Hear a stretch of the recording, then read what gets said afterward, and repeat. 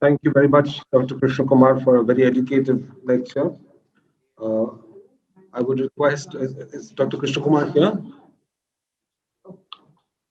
Sir, I, can you I, I join? I have I have unmuted myself. I think the camera is not on. Can you hear me? Yes, I can hear you, sir. Yeah, for some reason my camera is not picking me, but that doesn't matter. You've seen me, so that's okay. Please ask. I'm happy to answer the questions. So I invite questions from any of the panelists or anyone in the audience. Sir seems to have explained everything in details. There are no questions to ask.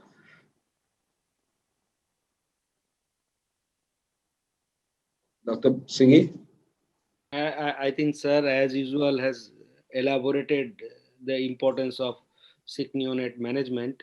Uh, Only thing, how to all this is a more related question to Dr. Krishna Kumar regarding how we can implement in our zone, in the East zone, in all level, this information approach to a sick newborn, cardiac newborn training component. If this echocardiogram clinical correlate, if sir can guide us, that's not a.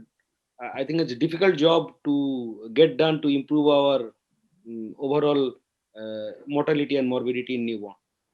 So if sir Uh, can help us in developing, uh, no, I think you're absolutely right, Anil. This is a health system issue. It's not so much an issue of whether we do echo right in the few babies that reach us. We have to transform the whole landscape, and only then the babies can arrive in a condition that is reasonable enough for us to do something useful on them. And only then does it become important to do an echo. Echo is much later stage. What happens upstream to that echo is far more important. And fortunately, we've recognized that in Kerala, and made a dramatic change in the way the babies come to us now. I don't recall a single transposition beyond the age of 15 days in the last 1 to 2 years. They've all come within the first week of life, and we've been able to operate. Similarly for TAPVC, because we have mandatory newborn screening with pulse oximetry. I think those are the bigger issues that we need to come to terms with. We are somehow, as cardiologists, disconnected with the public health. We've disconnected with the true, real patients that are there.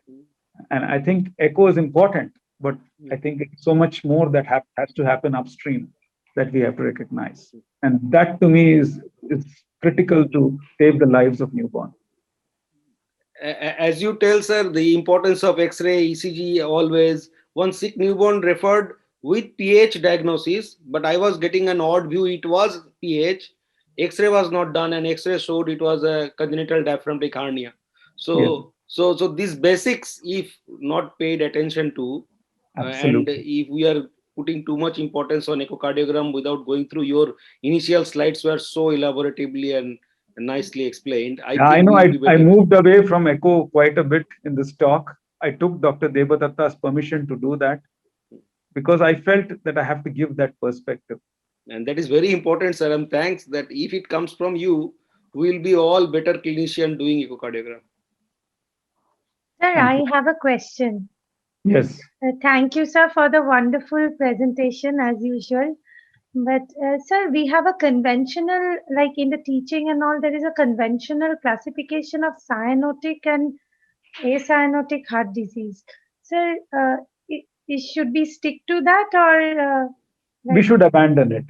Time has come It's to more let go physiology. of this classification. This classification should be scrapped because it makes no sense today.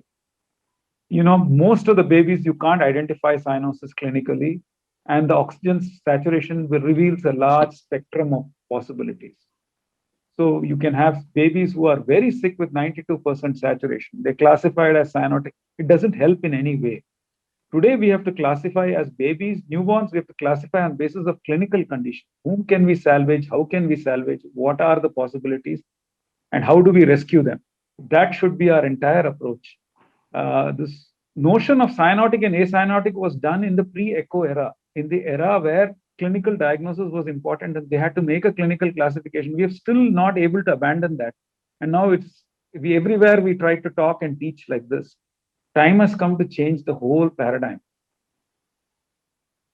Thank you, sir. Thank you so much. If there are no more questions, thank you, Dr. Krishna Kumar, for a very educative talk. I would Thank you. now like to invite Dr. Anil Singhi to show his eco surprises. Dr. Anil Singhi is a senior consultant interventional cardiologist and specialist in pediatric congenital structural heart disease in Medica Super Specialty Hospital. And he has promised to show us some interesting. Dr. Singhi, are you ready? Thank you. I am ready. I think it's already recorded.